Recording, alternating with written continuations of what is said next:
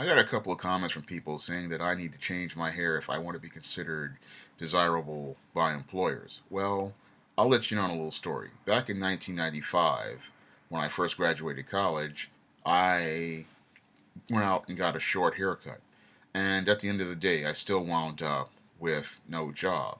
So the lesson I learned from that was not to call myself changing myself to win the approval and the favor of others. And that's something that I will not do and I will not, ever do again. Because whenever you seek the approval of others, you're giving your personal power away. And when you give your personal power away, you're winding up living life on someone else's terms and not yours. And that's just not a way to live because you have somebody else dictating your life and telling you how to live, and they themselves just don't know how to live.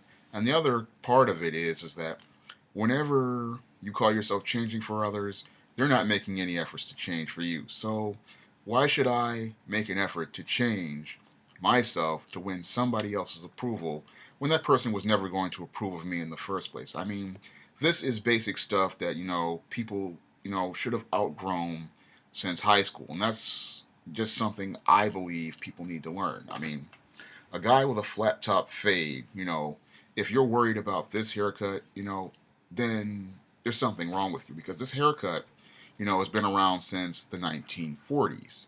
And a haircut really does not mean anything about a person's character. It does not, if you're this offended by a haircut, then there's something really wrong with you. I mean, I I don't get offended by people's appearance. I mean, I've looked at goth people, I've looked at punk people, and I learned to look past, their appearance and judge them based on the content of their character. I mean, if I was able to get my business up off the ground a little further and I was able to hire people, I would hire a goth. I would hire a punk person.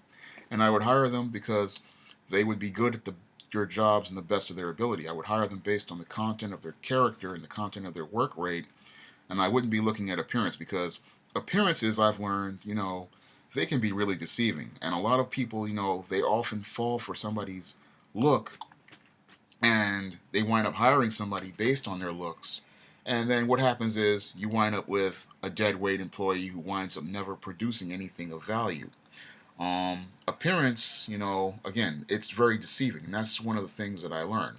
And the other thing that I learned is that, what, people are either going to accept you for who you are, based, or they're not going to accept you at all. So I'm not going to make any efforts to change myself or anything about me because I like who I am. I'm comfortable with who I am.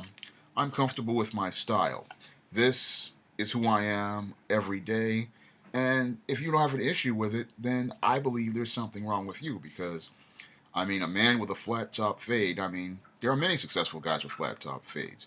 Your Drew Carey, your John Cena, your Brock Lesnar, that's their look and that's their trademark look. And these men are very successful. So they didn't change themselves to fit in anybody's mold.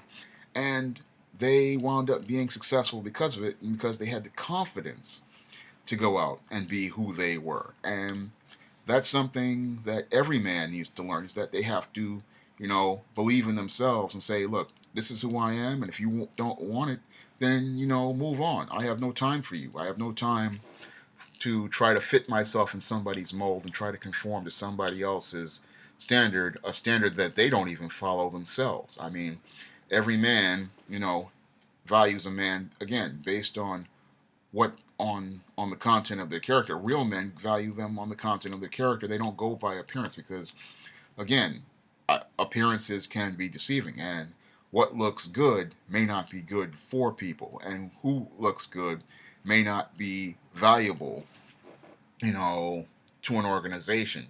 What is valuable to an organization is a person who can produce. And, I look at the work that I have produced over the last 7 years with this, publishing instrument on a shoestring budget.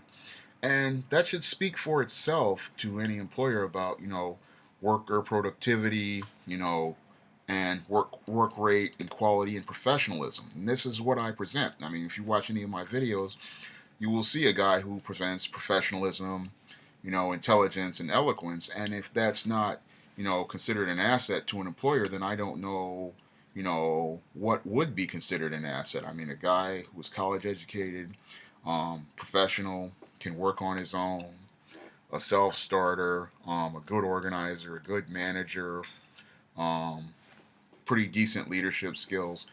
I believe that I am a valuable asset to an organization, but you know, I don't believe that I need to call myself changing for someone's organization. I mean, if you value people, you're going to value them as they are, and you're going to value them because they're going to be bringing things to the table to that employer, that will help them enhance their business. And I believe I can help people enhance their business um, with the tools that I have because I have a lot of different skills um, as a writer, as a publisher, and other and a whole bunch of host of intangible skills like time management, organization, coordination, good communication skills. I have all of those skills.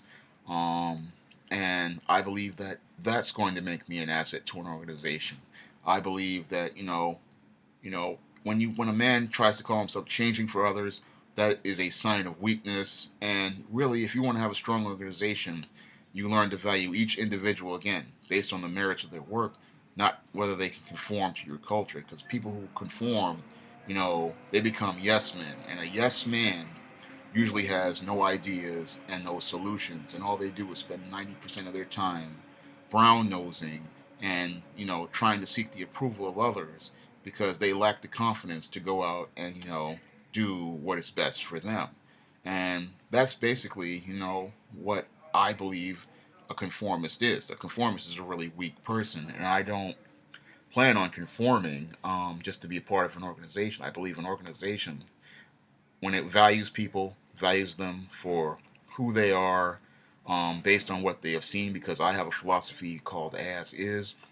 As you see a person is as they will be, and you will accept the person as they are because that's part of being as is. You don't try to call yourself changing someone. If you try to change someone, then it's clear that you don't like that person at all. Because if you're trying to change someone, that means, again, you want them to be something that they're not. I'd rather say, look, if I like a person, I like them for who they are right now. And that's just the way, I am. And when I look at people, who watch my channel, they like me for who I am. They like the messages that I'm presenting. They like the views that I'm presenting. And that's not going to change. I mean, this is who I am, in a nutshell, and this is what I produce. And this is just the way it's going to be. I don't call myself trying to fit into somebody else's box because when you try to fit yourself into somebody's box, again, you're living life on somebody else's terms, and they are dictating your horizontal and your vertical, and they're telling you how to live, and you're not living for you, and you're not putting yourself first. Because whenever you wind up call yourself trying to conform to somebody else's standards or do things their way, guess what? You're pretty much putting them first, and you're putting yourself last. And when you do that, you're going to wind up behind the eight ball. I mean, I'm not saying that when I'm on a job, I'm not going to be professional, but again, I'm going to do the best job possible. But I'm not here, you know, to try to call myself, trying to find acceptance and approval of others. I'm here to